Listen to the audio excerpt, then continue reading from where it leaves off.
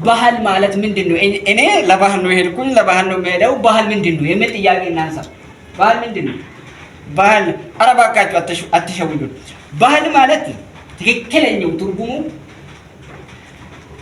እስሙን ስም ነው ለተክሪር الفعل እጅግ ለሚደጋገመው ስም ለሚደጋገም ምን ተግባራትና ቃላት በዛ ላይ ደግሞ ጸባይ ይሁን ወይ ደግሞ ሊሆን የቀረበ። እስቲ አንድ ምሳሌ ብቻ እዚሁ ላይ ላንሳ። ከረኝ ወጣኩት ወንድሞቻችን ሁሉም ያከብራቸዋል። ለምን? እስቲ ልብሶቻቸው የፀጉር እኔ አላውቅም ያበጣጥሩ ሁኔታ ታውቃለህ፣ ልዩ ነው። በቃ እነሱ ነው ይከበራሉ። ከእንቅልፉ ተነስቶ ራሳቸውን የማድነቅና አለ እንደ ባህል ሲባል ካንተ የማይለይ ካንተ ጋር ጸባይ የሆነ ወርን ጠብቆ አመቱን ጠብቆ 10 አመቱን ክፍለ ዘመኑን የለም። የክፍለ ዘመንም አለ እኔ ያውቃለሁ። እናንተ የማታውቁ ከሆነ እኮ ምንድነው የሚባለው? ይሄ ታውቃላችሁ። አዳቂ ብቻ እናንሳ። አይናችሁን ጨፍኑ። ጨፈን። አዎ ለምን እንደሆነ ታውቃላችሁ? እንደሚሉት ይሁንላችሁ። እስቲ አይናችን ጨፍነን እንዳሉት እንበል ብሎ እንደሰየሙት ባህል እንደሚሉት እኛም እንበል ብለን እንኳ ብንል ምን ይባላል? አያን ወይ ደግሞ የኢሬቻ በዓል ወይ ደግሞ አያና ኢሬቻ ይባላል አይደል እንዴ?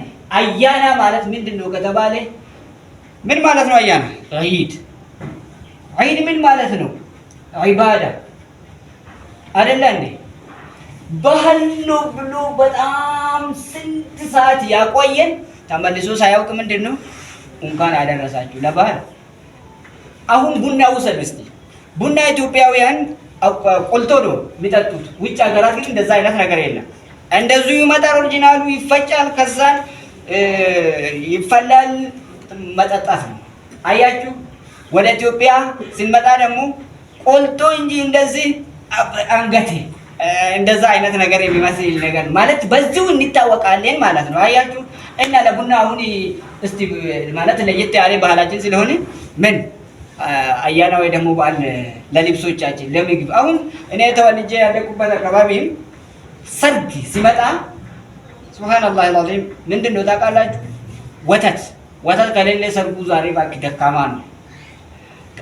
ዑለሞቹ አንድ በዓል ትክክለኛ ሊሆን ዘንዳ የሚያስፈልገው መስፈርት ይላሉ። አንዱ አየኩነ ቃኢመን عند ኢራደት التصرف አየኩነ ቃኢመን العرف عند ኢራደት التصرف የሆነ ነገር መስራት ሲፈልጉ ልክ ያኛውን ስራ ስታስታውስ በዛው ልክ ባህሉ አብሮ ጭንቅላቴ ላይ የሚመጣ ነው ይላሉ።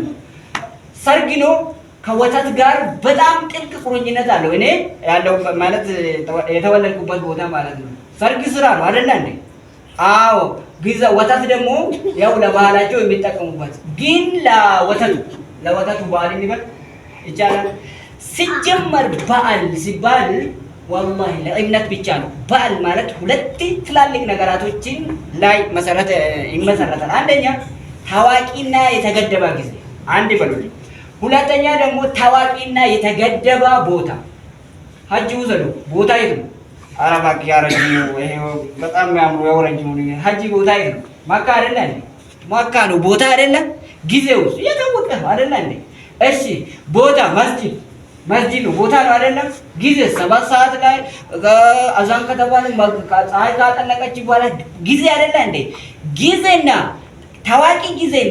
ታዋቂ ቦታን መሰረት ያደረገ የባለጉ ነገር ይበሉ። አንተ በምስጥ ሙስሊም አይደለ እንዴ? ነገሩ ዒድ ነው። በቃ ታታለለ። አሁን እዚህ ጋር ላሳጥረው። ዒድ ማለት ምን ማለት ነው? ዒባዳ ነው። ዒባዳ ደግሞ ከአላህ ውጪ ላለው አካል ከሆነ ሽርክ ነው። አይ ለአላህ ራሱ ነው እንዲበል አላህ ባደነገገው መንገድ ውጪ በሆነ መልኩ አላህ መመለክን አይፈልግም። እሱም ውድቅ ነው፣ ሽርክ ነው፣ ኩፍር ነው። እስኪ ምን እንበል? ሶስተኛ አምጣልኝ። የለም እና ምን እንበል? ሱብሃንአላህ አልዓዚም። አንደኛ እጅግ ትንሹ ነው ብለን ብንል እጅግ አናሳ ነው ብለን ብንል ምንድነው ዒድ የሚል ስያሜ ሳያውቁ ይሰጡታል። ሁሉም ሰጥቶታል። ዒድ ደግሞ ዒባዳ ነው። ዒባዳ ደግሞ ያው ከአላህ ውጭ ላለው አካል አይሰጥም። በዚሁ ሽርክ ውስጥ ይካተታል። ሽርክ ደግሞ ቀላል ወንጀል ነው እንዲባል አላህ Subhanahu Wa Ta'ala ቁርአን ላይ ኢነ ሽርክ ማለት እኮ ለዙልሙን አዚም እጅግ የገዘፈ ወንጀል ነው ይላል። አንድ ነጥብ ያዙልኝ። ሁለተኛ ነጥብ ደግሞ ቢያንስ በጣም አሳንሰን ብንመለከተው ምንድነው ከጃሂሎች ወይ ደግሞ ማህይማን እስልምና ጋር የማይተዋወቁ ሰዎች ጋር ማመሳሰል ይሆናል። ይሄ ቀላል ወንጀል ይመስላችኋል? አላህ Subhanahu ነብዩ ሰለላሁ ዐለይሂ ወሰለም ማን ተሸበህ ቢቆምን ከሁለ ህዝቦች ጋር የተመሳሰለ فهو منهم ከነሱ ይመደባል ይላሉ። እዛው ላይ ለምሳሌ አላህ ወስኑ ቂያማ ብትቆም ወይ ደግሞ ምድር እንደ ብትንሸራተትና መሰል ነገራቶች ቢከሰት አባጋር ነው የሚነሳው። ታውቃላችሁ ሰውዬው ሱብሃንአላህ አልዓዚም ከህዝብ ጋር ከሆነ ጃሂልያ ሙስሊሞች ጋር ሆኑ ሰዎች ጋር የተመሳሰለ ከነሱ ጋር ነው የሚመደበው።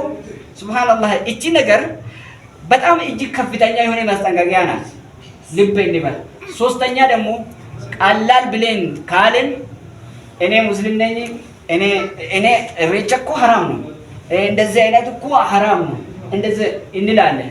በጣም ጥሩ እሺ ሄደን እናያለን። ፌስቡክ ላይም ወጥተን ሱቅም ደግሞ አውጥተን ወደዛ ሄደን እንክብካቤና ግብዣ በሚመስል መልኩ መንገድ ላይ ለገበያችን ነው እሱ ገብቶኛል። ግን እንደዚህ አይነት ነገራቶች ሄዶ መመልከት ይሁን ፌስቡክ ላይ ወጥተን ማየት ይሁን ከሱቅ አውጥተን ወደዛ ወዳሉበት አካባቢ ቢዝነስ እንደሚገኝ ማለት የጠፋኝ እሱ ራሱን ነው እኮ የምላችሁ ወደዛ አቅርበን አረ ይመቻችሁ አለንላችሁ በሚመስል መልኩ ማድረግ ምን ውስጥ እንደሚካተት ታውቃላችሁ? ሁለት ትላልቅ ነጥቦች ውስጥ ይካተታል። አንደኛ እሱን ነገር አሳምረን ደስ እንዳለን ማስመሰል ነው። ልብ ይላል እንዲበል እና ታዲያ እንክብካቤ ስታደርግ የምትወድ ነው የምትመስለው፣ ግን ውስጥህ ላይ ሙስሊም በመሆነ ይሄ እርስ በርስ የሚጋጭ ነው። አይሆንም፣ አይቻልም። ሌላው ደግሞ ምን እንደሚሆን ታውቃላችሁ? አውቀም ይሁን ሳታውቅ እገዛ ማድረግ ብርታት፣ የሞራልና መሰል ነገራቶች በፍጹም ይሄም እገዛ ኢዓና ውስጥ ይሆናል። አላህ Subhanahu Wa Ta'ala ቁርአን ላይ ወላ ተዓወኑ ዐለል ኢስም ወንጀል የሆኑ ነገራቶች ሁላ አትተጋገዙ። በብር ብቻ መቼ ያለ አትተጋገዙ እንጂ ያለው ምንም አልጨመረም። እገዛ ተብሎ የሚባለው ሁሉ ነው የሚያካትተው። በጣም ይገርማችሁ ሞራልን የመሰለ እገዛ የለም እዚህ ዱንያ ላይ። አንዱ በጣም የሆነ ሙሲባ ወረደበት ሄዶ ከሁሉ በፊት አስቀድሞ ሄዶ አምሽር የሚያጋጥም ነው ያጋጠመ ብሎ ካለ ህይወቱ እስካለችው ድረስ አይረሳም። ሶስተኛ ደግሞ ከዚህ ጋር የሚነሳው አንተ እነሱን ለማያት ነው አይደለም የምትሄደው ጎበዝ። እነሱስ አንተ ራስህ ነው እኮ እያያቸው እንደሆነ ስለሚያውቁ እስቲ ለብቻቸው ይጨፍሩ። ሁሉም ሰው እስቲ ወደዛ ማየት ቢያቆሙ ነው ወደዚህ ቢዙ ዋላ ወደ ጨፈራቸው አያቆሙትም እንዴ? ብዛት መንገድ ላይ ሱብሃንአላህ አራስንት ነገር ማናገር ይችላሉ። አንድ ጥያቄ ብቻ አንስቼ በዛው ይቋጭ። እሱ ምንድነው? እንዋሻለን እንጂ የእውነተው ከልባችን ይህንን ነገር ጥላቻ ለአላህ ብለን ለማስመሰል ብዙ ነው። ተው ከልባችን ካለን ወላሂ ወደዛ ዞር ብለን አናይም፣ አንከታተልም፣ አንደሰትበትም። እሱ ስለመጣ ብዙ ገቢ ያገኛሉ ብሎ መደሰትና መሰል ነገራቶች በፍጹም አይኖርም። አላህ Subhanahu Wa Ta'ala ባጢል የሆነውን ወይ ደግሞ ትክክለኛ ያልሆነውን አካሄድ አሳምሮ ማቅረብ ወይ ደግሞ እንደወደዳ ሆኖ ከወደዱ ጋር ተመሳስሎ ለነሱ ሞራል መሆን ወንጀል ነው። ለዚህ የሚያመጡት አንድ መስረጃ አለ። እንዲህ ይላል አላህ Subhanahu Wa Ta'ala ወለዚነ አመኑ ቢልባጢል በባጢል ያመኑ ሰዎች፣ ባጢል ማለት እውነታ ያልሆነውን ነው ብሎ ያመኑ ማለት ነው። ወከፈሩ ቢላህ በአላህ የካዱ ሰዎች ኡላኢከ ሁሙል ኻሲሩን እነዚያ የከሰሩ ናቸው ካለ በኋላ ዑለማዎቹ እዚህ ላይ ምን እንደሚሉ ታውቃላችሁ? እኛ ሙስሊሞች አናምንበትም። ይሄ የታወቀ ነው። ትልቁ በሽታችን ምን እንደሆነ ታውቃላችሁ? እነሱ ያመኑበትን ነገር ለነሱ ጅጊ ወይ ደግሞ ምንድነው አጋዦች ረዳቶች ሆነ ማቅረባችን ነው። ይሄ ሳናውቅ ነው ደግሞ አላወቅን አብዛኛዎቻችን። ለምሳሌ ይሄ ቅድም ያለችው ምንድነው ይሄ ታፔላ አረባክ አሁን እዚህ ላይ አርጌ ኹጥባ ቢያደርጉበት ምን ችግር አለው? አይቺን ደግሞ የጁማ ዕለት ለምሳሌ እንዳለ የባህሉን እንዳለ ሙሉ በሙሉ ለብሼ ኹጥባ ቢያደርጉበት ምን ችግር አለው? ችግሩ አሁን ግን ችግር አለበት። ምንድነው ታውቃላችሁ? እኔ ችግር የለብኝም። ችግሩ የቱ ጋር እንዳለ ታውቃላችሁ? ማህበረሰቡ እሱም እንደዛው ነው። እረጃ አክባሪ ነው ምናምን። እንደዚህ አይነት ሰዓት ላይ ማልበስ አይቻልም። ለምን? እነሱን ማገዝ ይሆናል። አንተ ለሱ ብለህ እንዳላደረክ እርግጠኛ ነኝ፣ ሁላችንም እናውቃለን። ግን እነዚያ አክብሮ የሚመጡና ያመኑበት ምን እንደሚሉ ታውቃላችሁ? እሱም የኛ ነው ይለዋል።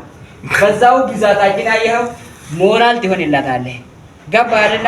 ባጭሩ ለምን ይከላከላል ከተባለ 3 በሽታዎችን ወይ 4 ስላለው ነው። አንደኛ አይን ነው፣ ሁለተኛ ደግሞ ከነሱ ጋር ማመሳሰል ነው፣ ሶስተኛ ደግሞ እነሱ ያሉበትን ነገር ለነሱ ማጌጥ ነው የሚሆነው፣ አራተኛ ደግሞ እገዛ ይሆናል። እገዛ ወንጀል ላይ ደግሞ ወንጀል ነው። ሰላም አለይኩም ወራህመቱላህ። ጀዛኩሙላህ ኸይረን